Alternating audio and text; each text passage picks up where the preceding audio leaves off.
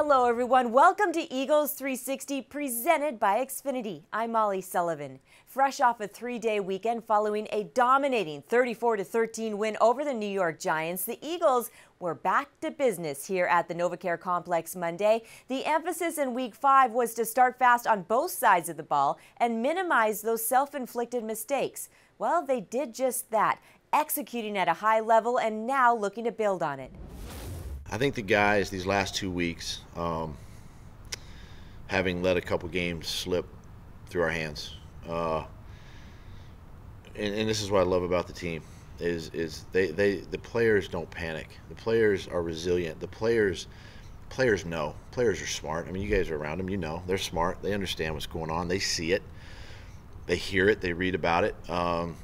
They see it on television. So, and then as coaches, we point stuff out. So at some point, you know, when I talk about ownership, the guys have to take it upon themselves to make the necessary changes. Our behavior has to change, right? Our standards have to change just a little bit. They have to elevate just a little bit. And I can stand up here and talk to the team and, you know, until I'm blue in the face. But until they realize it, until they take ownership of it, until they sort of embrace it, it probably won't change. And what I saw last week was, and really the last couple of weeks, is they're saying and doing the right things. They're showing up to practice every day. They're not complaining about on a short week and we're outside, you know, running around and getting ready for a Thursday night game. They're not making excuses for injury, and that's what our culture has established. That's what a veteran sort of led team can establish, and they've embraced that, and they've risen to the challenge, and I think they had enough, and quite honestly, they rose to the occasion and played well in all three phases. Taking a closer look at the Eagles' defense, currently 5th in points allowed, Malcolm Jenkins pinpointed how they're able to get the job done, and that is a proven championship culture.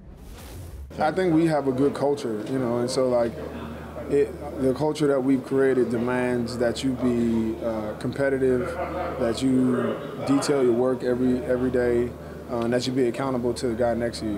And that doesn't change whether you're a rookie or you're a 12-year veteran. The standards that we've set are the standards, and I think, you know, that's been one of the reasons we've been able to plug in young players and see them perform and handle the situations, because we demand it from them on a day-to-day basis. It's demanded from me, just like it's demanded from them. We take the time to detail small things. I mean, we don't only talk about big, grand scheme concepts. It's everything from, you know, your alignment on every single play. What are you communicating? Where are your eyes at?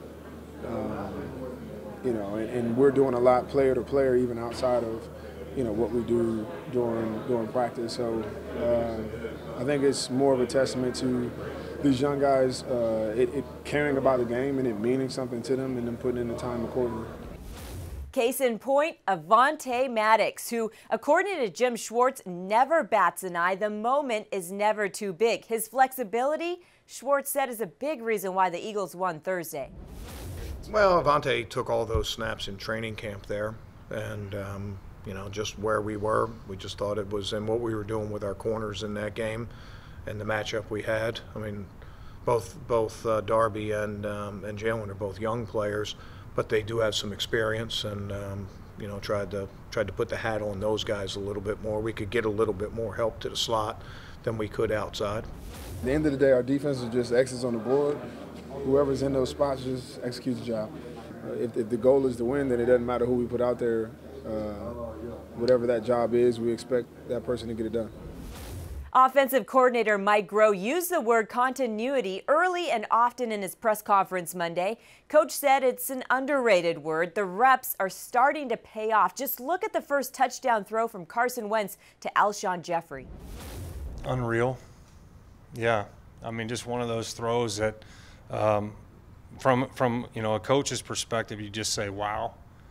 One of those kind of plays. And, you know, his head's up on Alshon's part. He's all the way on the left side of the field and works the back end line exactly the way, you know, that we coach it, and, you know, outruns Landon Collins there. And somehow Carson throws it against his, you know, the momentum of his body back to the left. And you think it's going into Ogletree's hands, but whizzes, you know, right past his ear and into Alshon's arm. And obviously, you know, a 3rd down and 12, I think it was, in the red zone, those are hard to convert.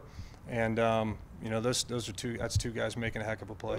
But we have absolute trust and confidence in Carson and his ability to see the field and make the right decision. And like I said, those 2 guys made a heck of a play to get us off to a fast start.